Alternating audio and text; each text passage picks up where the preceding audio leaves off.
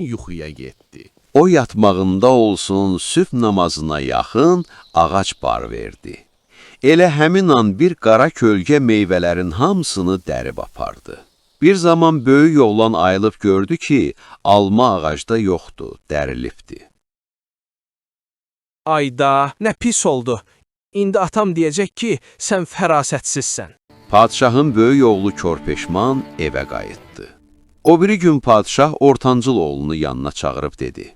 Belə də iş olar. Mən padşah ola bağımdakı almaya həsrət qalam. Heç ondan yeməyəm. Gərək nə tər olsa, almanı oğurlayalı tutasan ki, təmbeh oluna.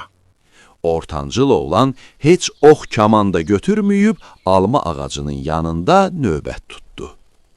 Burada toyuq qızartması olsaydı necə yeyərdim? Gözləməkdən də yoruldum. Gedim biraz yatım, bəlkəm yuxumda dadlı yeməklər gördüm. Ortancıl oğlan alma yetişən vaxtı yuxuya gedib yatdı.